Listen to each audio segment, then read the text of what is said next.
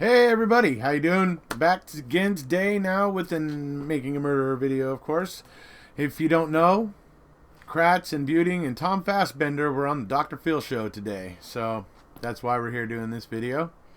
Take a look at some of what Kratz had to say, some of what Tom Fassbender had to say, and more importantly, somebody finally getting in Kratz's face and disputing his version of events, and it was great to see. It was awesome to see Jerry Buting standing toe to toe with Kratz, I gotta say.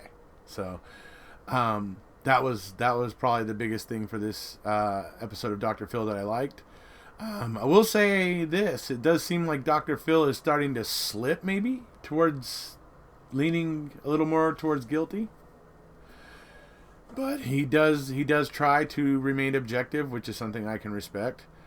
So I'm not going to be too critical on Dr. Phil, because at least Dr. Phil didn't start chanting rapist with King Kratz. Didn't start chanting Stephen is a rapist with Kratz like his friend Nancy Grace did. So there is that small mercy. So I am not going to be angry with Dr. Phil. I'm going to go ahead and I'm going to respect the fact that he tries very much tries to remain objective. So I respect that. We're going to go ahead and move on into the opening of the show. I think, Dr. Phil shows when he had Peterson via satellite on the very first show he did about Making a Murderer. And he basically has the clip there where basically Peterson is showing absolutely zero remorse for wrongfully convicting Stephen for the Patty Burnson thing. Now, I mean, to feel no remorse for wrongfully convicting somebody, that means, just think about what that means, dude. What's in that guy's head? I mean, he has zero remorse. And we already know that Dr. Phil also in that same episode and on that same call basically pinned Peterson down and caught him in a lie. Caught him trying to lie.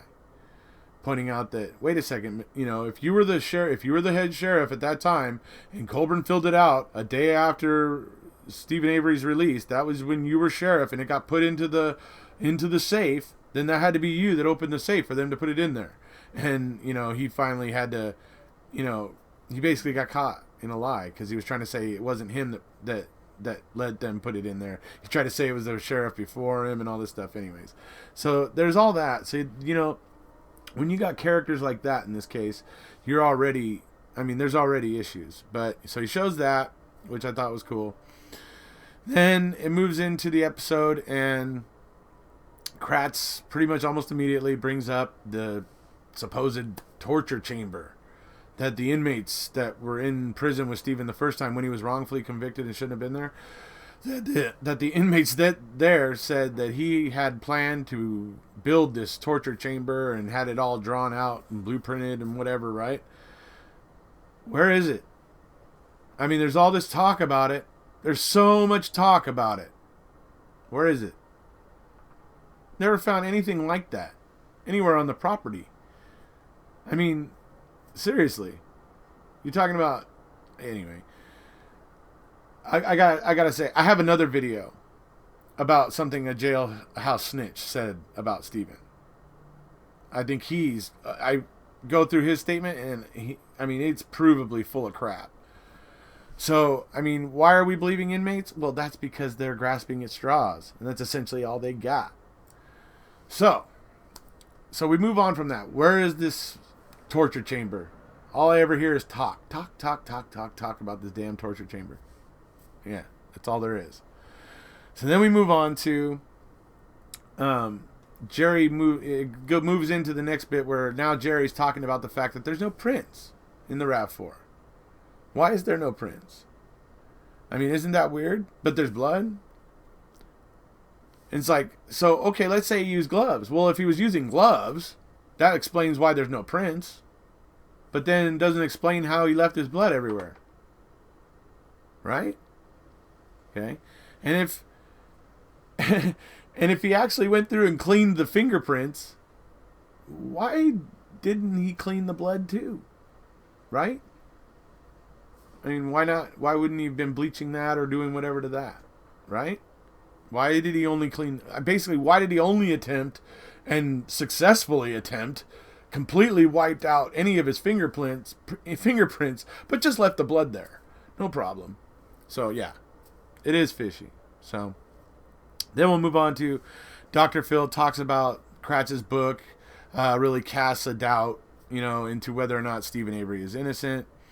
But the thing is that Kratz's book, from what I've been able to tell so far, and I haven't been able to read it yet, so I will admit that I'll acquiesce to the fact that I've not been able to read Kratz's book yet, but I've been seeing a heck of a lot about it, and I've been watching pretty much all of his radio interviews, and I think I pretty much got the gist of what's in that book. And it's all circumstantial or non-probative evidence. It's basically grasping at straws. They don't have any hard evidence, any real evidence that they can really present to refute the fact that all these things look so fishy. And so they're grasping at straws, trying to now throw in things from Stephen Avery's past and all that crud. You know what I mean? And here's my question, Kratz. Mr. Ken Kratz, let's say you get charges filed against you tomorrow for murder. You're on, let's just say, whether you did it or not, Mr. Kratz, whether you committed the crime or not. When it came time for trial, would you be opposed to your sexting scandal being admitted as evidence? Would you claim that it's not probative? I think you would. So, I think you would definitely, whether you did it or not, you would be claiming that that wasn't probative and it should not be included. My opinion. But I think I know how your wheels spin and how that ticks. So, anyways. Then Kratz goes into talking about how Stephen, that day, he gave a different number to Auto Trader when he called in to have Teresa come out. He called for, of course, he always sticks to that thing about he asked for the same girl as before, like that means anything. There was only one girl, and she had been coming out for a while. But, okay, he said just send that girl out, the same girl as before. He may have just said that out of habit because he knew that he'd seen her several times and it was probably going to be her anyway. May not have meant anything, but whatever. Let's say it may have. So the reason why he gave a different number is because it was Barb's vehicle. Creates a paper trail. And plus, if he was, and I know that Kratz likes to think that the Star 67 thing is guilty too, but the thing is that he was becoming a bit of a celebrity at the time. His wrongful conviction and all that stuff, and the Avery bill and all that stuff that was going on, he was a bit of a celebrity, so he was trying to hide his number and things like that. So it's hard for me to consider that damning when there's a good reason why he was doing it. So I'm not saying that there's nothing to it. I'm not trying to say that Kratz is completely off base, but I will say it's circumstantial. It's not really hard proof, and it could be explained in a different way. It could totally be explained in a different way. Because then we move on to the fact that Teresa was not afraid to go there. She wasn't. And there's no count of that she was afraid to go there. So, yeah. Anyways, then we move on to Fassbender. Fassbender finally gets his chance to chime in. And he starts talking about how Brendan could have said that he didn't know. Like, for instance, when they said who shot her in the head. He claims Brendan could have said, I don't know. Who believes that? Who believes that Brendan could have said, I don't know?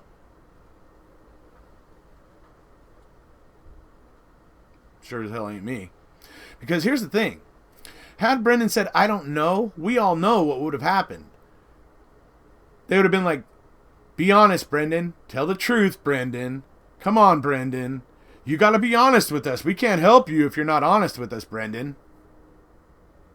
The kid had been getting psychologically conditioned the whole time. And over the weekend, he'd been getting psychologically conditioned by these two officers.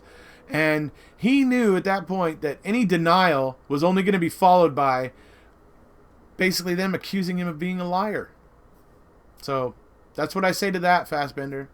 And your control question, I'm 100% certain that your control question about the tattoo, yeah, that wouldn't, I'm 100% certain that you and Wiegert weren't going to be following it up saying, "Come on, Brendan, be honest. Come on, Brendan, be honest." Because I'm sure if you had, you would have gotten different answers to that question. Seriously, yeah. So, anyways, so then we move on to Jerry. He goes ahead and he brings up the fact that Kratz has been saying that the key was found on the first, comprehensive search of the bedroom. Well, Jerry jumps up real quick to point out the fact that that's a lie. The first search into that room was 2.5 hours long. And I remember seeing video from it. You remember Wicked Wendy going around looking in closets saying, "Oh, I bet if we took prints of all these shoes, we could solve half the crimes in Manitowoc," or whatever, right? Going over to his desk and reading the letter he got from the Innocence Project and about like a lunch, I think, that was coming up or something for a bunch of wrongfully convicted folks. And he was, it was like an invitation to go and all that stuff. And she was like, "Oh, well, I guess you're not going to make it." That doesn't seem like they were targeting anything. That seems like that video, when I saw that video, I was just like, oh my God. Yeah, that's Wicked Wendy on there proving just how unscrupulous Manitowoc County Sheriff's Department is. I mean, just hands down proving it right on video for you. So, yeah, Kratz's claim that on the 8th or whatever, the final search or whatever, that it finally turns up because that was the first comprehensive or major search of there. No, that's a lie. And Jerry even calls him on it right there on the show, so that was awesome. Then Kratz, then they're talking about the key, and they get into talking about the key and how it ended up there, and Jerry's basically saying that, yeah, I mean, why is there this is a key that she would have used, every day for 2 years or whatever. Why is there zero trace of her DNA anywhere on that key? Oh, and look at the milling marks on that, by the way. That's a key that's never been used. Those marks go away once you start using a key. So this is a spare key. I mean, he throws it right out there, like how obvious it is what that key is and how it looks. And eventually Kratz, because he can't really refute what Jerry's saying about the key, so eventually Kratz keys on the lanyard in the key fob. And he says, "Oh, well, what about the key fob?" Because the key fob was found in the RAV4. And Jerry eventually just says to him, "Who cares about the fob?" And I agree. Who cares about it? Because seriously, we already think things were planted in the RAV4. How hard is it to suspect that the the key fob or whatever, lanyard got popped in there too? No problem. But whatever the case is, that key was not her normal key. It was not the key she used on a daily basis. Maybe she kept her spare key on a lanyard like that. Hey, that's possible. Maybe it hung up at home most of the time. I don't know. I really don't, but that is not her key. That is not the key she used every day, and that's the point there. But then Jerry also points out to Kratz, as Kratz is sitting there kind of trying to, Kratz is getting kind of like, you could tell he was getting kind of full of himself, and he's like, "Oh, what about the fob, Jerry? What about the fob, huh? What about the fob, Jerry? Yeah, why don't you want to answer about the fob?" Right? It's just like, so finally Jerry's like, "Wait, Ken, you even in your closing statements, you even pretty much acquiesced to the fact that the key was suspicious, that it may have been planted, but let's put that aside as if it didn't matter," he tells Kratz. So you were basically acknowledging the fact that the key had issues in your closing argument. And Kratz, at that point shuts up because he didn't care to carry on with that argument at that point, which I thought was funny. But then Kratz goes into talking about the plea bargain with Brendan. First of all, there's no plea bargain, then there is a plea bargain. O'Kelly's supposedly, trying to arrange a plea bargain and blah, blah, blah. But now finally Kratz is like, no, I did offer a plea bargain for Brendan. I totally did, or whatever. And he's trying to use a phone conversation between Alan Avery and Brendan, where Alan is basically like, don't say anything. Don't tell them don't tell them all that stuff you said was wrong or whatever. And he's like, don't hurt it for both of you. If you choose to confess or whatever, that hurts it for both of you. He didn't just say for Steven. He says for both of you. But anyways, Kratz is using that as damning, saying, "Oh, look at this is what they're doing. This is the emotional support that this poor kid gets from his family or whatever." Kratz trying to play like the compassionate soul, right?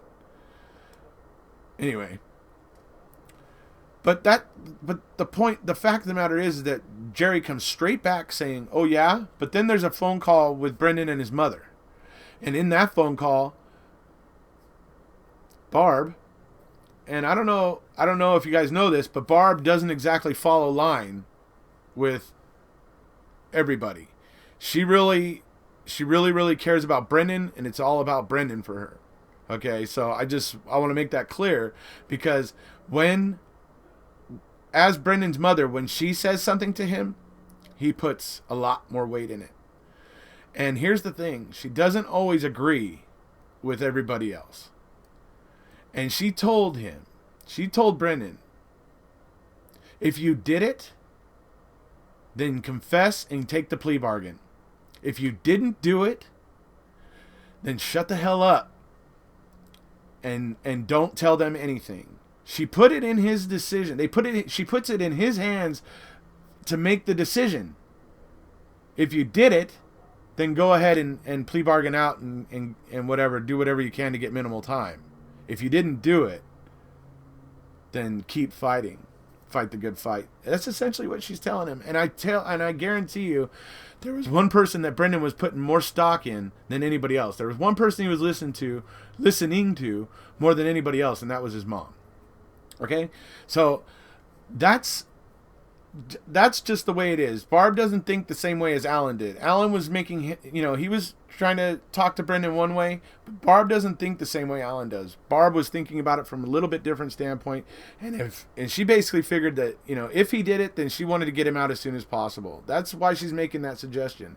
She puts it for him to make the decision, and he makes the decision to fight it and say he didn't do it, and he does that on his own. So I just wanted to point that out, because Kratz is trying to act like Alan trying to convince Brendan like that is damning, and I don't think it is, because when you take into account what Barb told him, you kind of see a different way.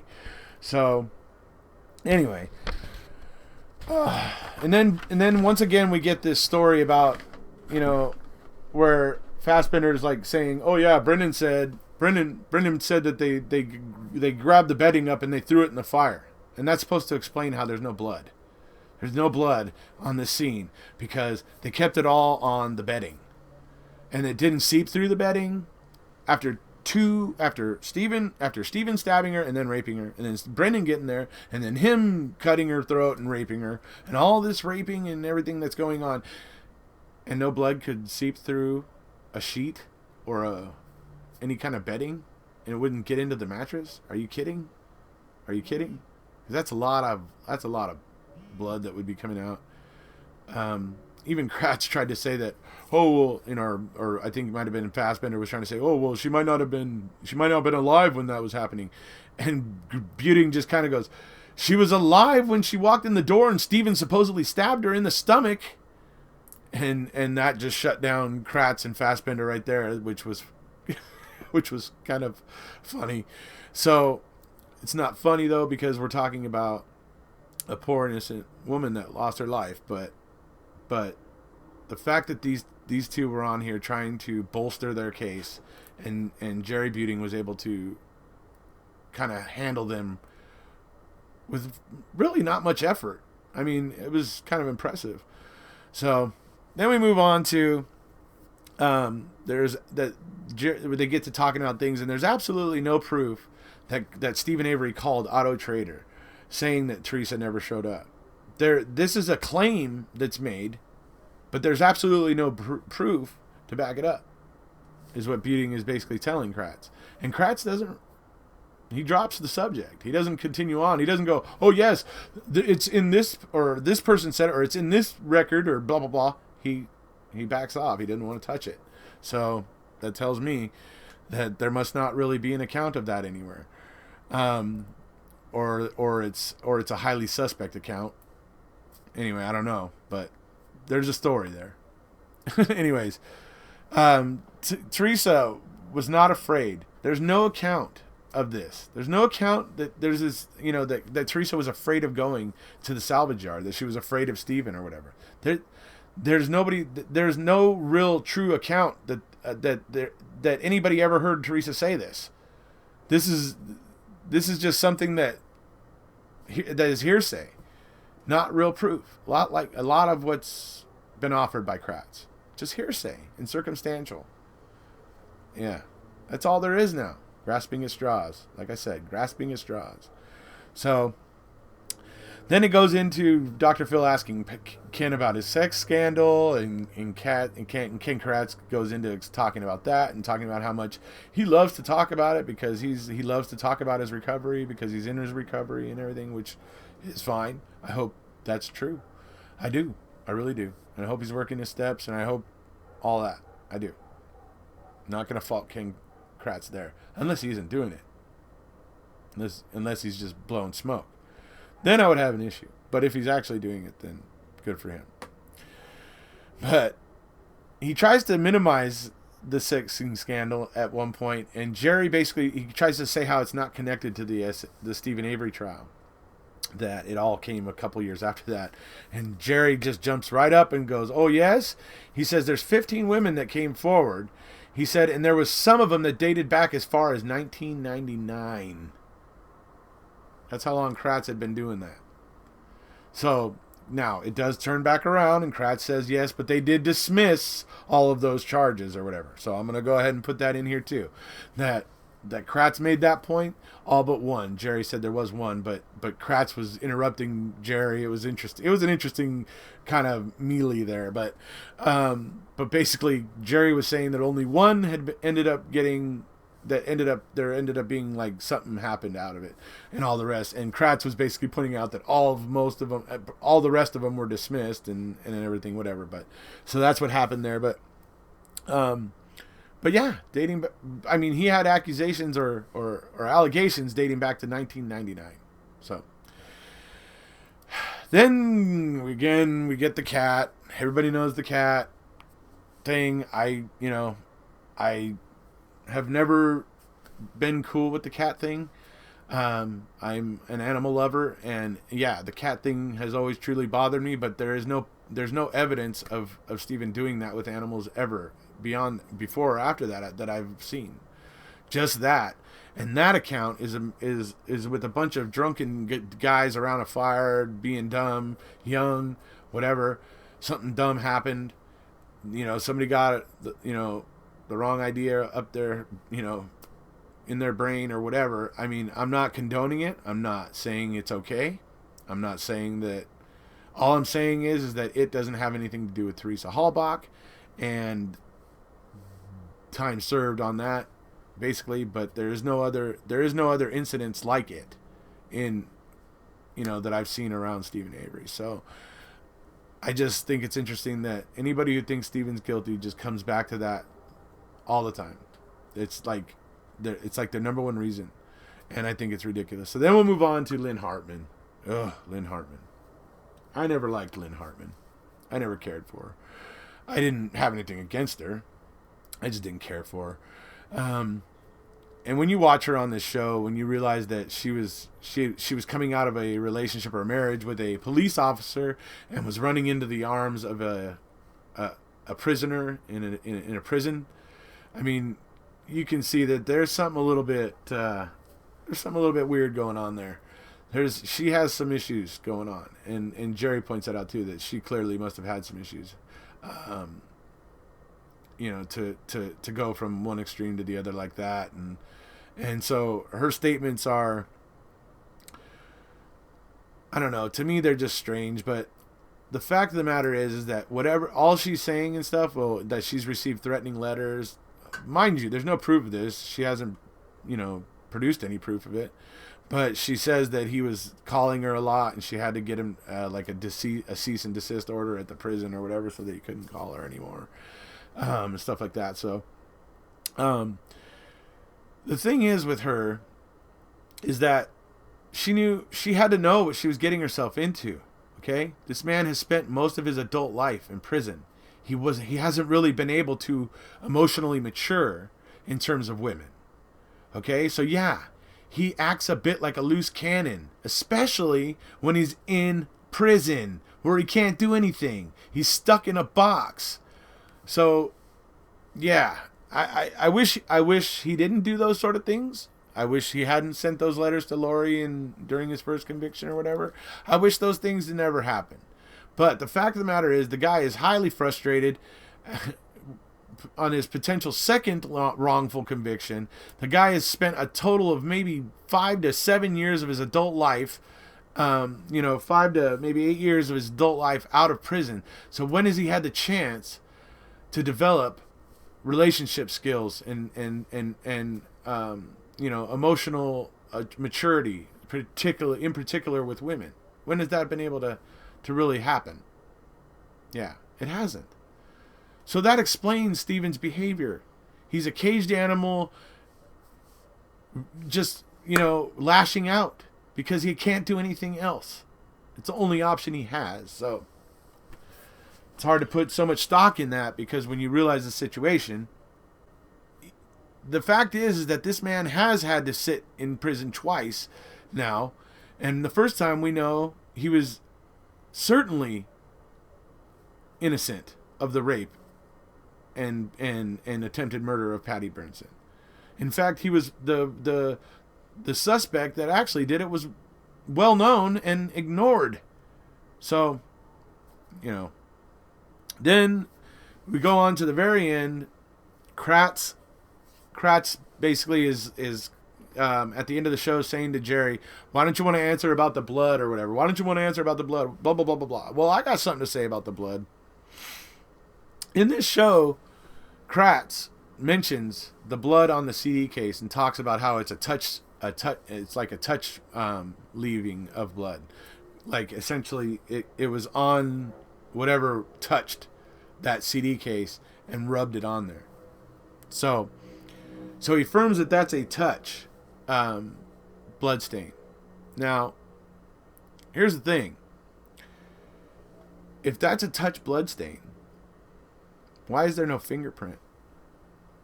And we already know that there's no fingerprints of Stephen anywhere in the RAV4.